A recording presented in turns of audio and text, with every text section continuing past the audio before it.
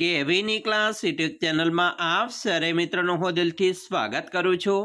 આજે વિદ્યાર્થી મિત્રો વાત કરવાના છીએ ધોરણ 7માં આપણે વિજ્ઞાન અને ટેકનોલોજીમાં પાઠ નંબર 7 પ્રાણીઓ અને વનસ્પતિમાં શ્વસન જેના પાઠના સ્વાધ્યાયનું આપણે સચોટ સાચું અને સંપૂર્ણ સોલ્યુશન આજે આ વિડીયોમાં મિત્રો કરવાના છીએ।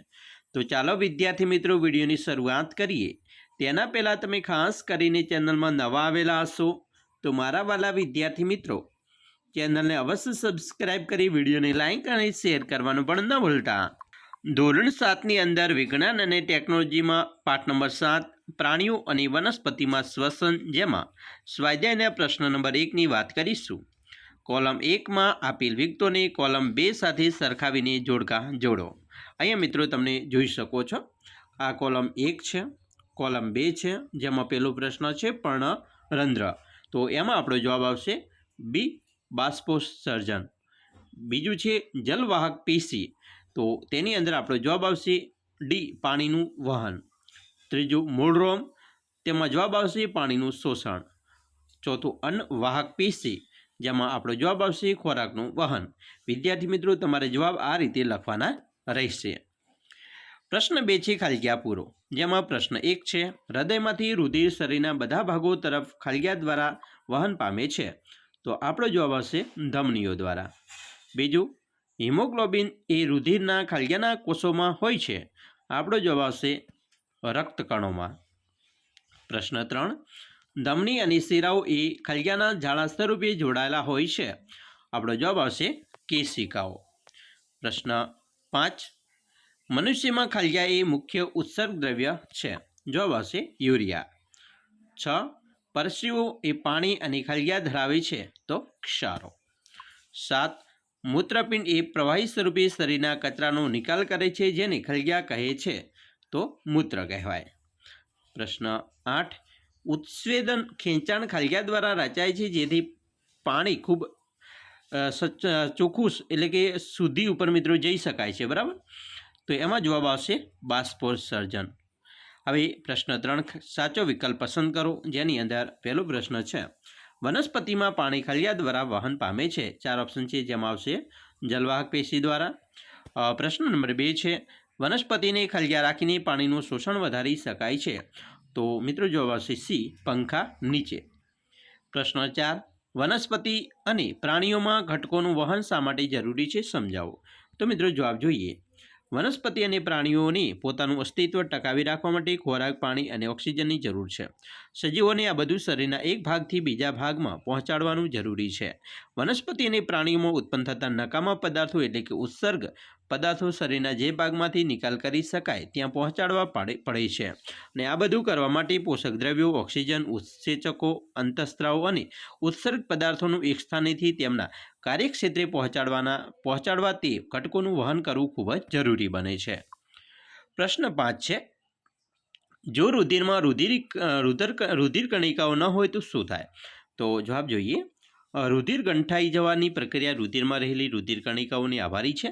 આપણા શરીરના કોઈ ભાગમાં ઈજા થાય કે ઘા પડે ત્યારે રુધિર વહેવા માંડે છે। રુધિરમાં રહેલી રુધિર કણિકાઓ વહેતા રુધિરને ગંઠાઈ દે છે અને થોડી વારમાં આપમેળે રુધિર વહેતું અટકી જાય છે। જો રુધિરમાં રુધિર કણિકાઓ ન હોય તો ઈજા થતાં કે ઘા પડતા રુધિર ગંઠાઈ જવાની ક્રિયા ન થાય, આથી શરીરનું બધું રુધિર વહી જાય, જે પ્રાણઘાતક નીવડે છે। પ્રશ્ન 6 પર્ણરંધ્ર એટલે શું, પર્ણરંધ્રના 2 કાર્યો લખો।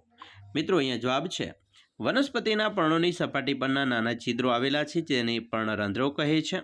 આ પર્ણરંધ્રો છે એ રક્ષકોષોથી ઘેરાયેલા હોય છે, અને પર્ણરંધ્રોના 2 કાર્યો નીચે મુજબ છે, જેની અંદર મિત્રો પહેલું કાર્ય છે વનસ્પતિના પર્ણરંધ્રો દ્વારા વધારાના પાણીનો બાષ્પોત્સર્જનની ક્રિયા દ્વારા બાષ્પ સ્વરૂપે બહાર નિકાલ થાય છે।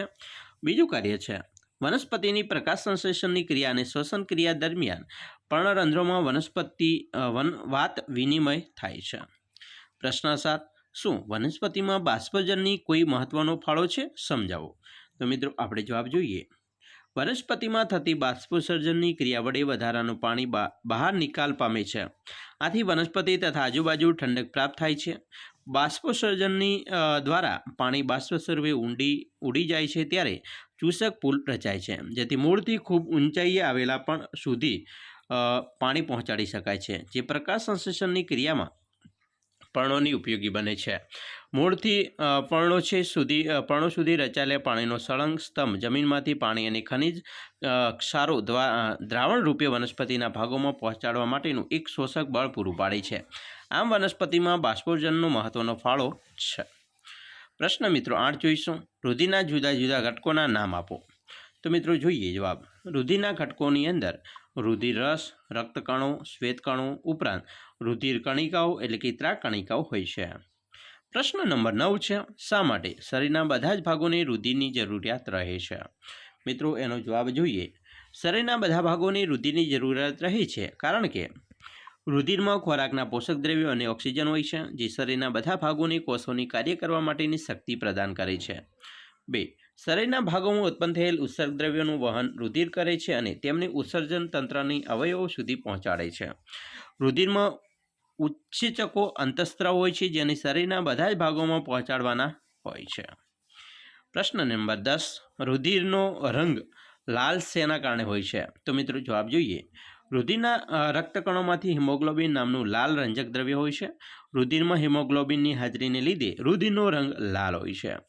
પ્રશ્ન નંબર 11. હૃદયના કાર્યો લખો. મિત્રો જવાબ જોઈએ. હૃદય એ સતત ધબકતું અને પંપ તરીકેનું કાર્ય કરતું અંગ છે કે જે રુધિર અને તેમાં રહેલા દ્રવ્યોનું વહન કરે છે.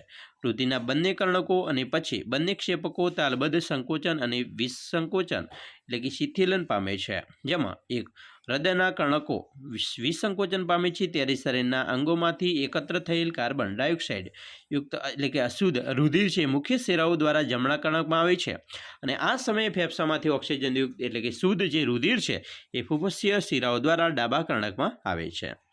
બીજું, હવે બંને કર્ણકો સંકોચન પામે છે ત્યારે જમણા કર્ણકમાંથી કાર્બન ડાયોક્સાઇડ યુક્ત રુધિર જમણા ક્ષેપકમાં અને ડાબા કર્ણકમાંથી ઓક્સિજનયુક્ત રુધિર ડાબા ક્ષેપકમાં આવે છે. 3. હવે બંને ક્ષેપકો સંકોચન પામે છે ત્યારે જમણા ક્ષેપકમાંથી કાર્બન ડાયોક્સાઇડ યુક્ત રુધિર ફૂફસીય ધમની દ્વારા ફેફસામાં જાય છે અને ડાબા ક્ષેપકમાંથી ઓક્સિજનયુક્ત રુધિર મુખ્ય ધમની દ્વારા શરીરના વિવિધ ભાગોમાં જાય છે. આમ હૃદય શરીરના ભાગોમાંથી આવેલ કાર્બન ડાયોક્સાઇડ યુક્ત રુધિરને ફેફસામાંથી મોકલી શુદ્ધ કરાવે છે. આ ઓક્સિજનયુક્ત રુધિરને હૃદયમાં લાવી દબાણપૂર્વક રુધિરને શરીરના વિવિધ ભાગોમાં મોકલે છે. પ્રશ્ન નંબર 12 છે. શા માટે ઉત્સર્ગ દ્રવ્યોનો નિકાલ થવો જરૂરી છે? મિત્રો એનો જવાબ જોઈએ. શરીરમાં થતી જૈવિક ક્રિયાઓ દરમિયાન કોષોમાં કેટલાક બિનઉપયોગી અને નુકસાનકારક ઝેરી પદાર્થોનું નિર્માણ થાય છે. શરીરના કોષોમાં ઉત્પન્ન થયેલા આ ઝેરી પદાર્થોને ઉત્સર્ગ દ્રવ્યો કહે છે. ઉત્સર્ગ દ્રવ્યો ઝેરી અને શરીરને નુકસાનકારક હોવાથી તેમને શરીરમાંથી દૂર કરવા પડે છે. આથી ઉત્સર્ગ દ્રવ્યોના સમયાંતરે શરીરમાંથી નિકાલ થવો જરૂરી છે. પ્રશ્ન નંબર 13 છે. મનુષ્યના ઉત્સર્જન તંત્રની નામ નિર્દેશવાળી આકૃતિ દોરો. મિત્રો અહીંયા તમે જોઈ શકો છો આ જે આકૃતિ છે એ મનુષ્યના ઉત્સર્જન તંત્રની નામ નિર્દેશ આકૃતિ છે. જેની અંદર તમે મિત્રો અહીંયા જમણું મૂત્રપિંડ છે, આ ડાબું મૂત્રપિંડ છે, મૂત્ર વાહિની છે, મૂત્રાશય છે અને આ છે મૂત્રમાર્ગ અને અહીંયા મૂત્ર છિદ્ર આવેલું છે. તો આવી રીતે આપણે આકૃતિ છે નામ નિર્દેશ દોરી શકીએ છીએ અને મિત્રો તમે 3 ગુણ અથવા 5 ગુણની પણ આકૃતિ પૂછી શકે છે. મિત્રો અમે આશા રાખીએ છીએ તમને આપણો આ વિડીયો છે ખૂબ જ ઉપયોગી નીવડશે અને ખાસ વિડીયો ગમે હોય તો લાઇક, શેર અને સબસ્ક્રાઈબ કરવાનું પણ ન ભૂલતા.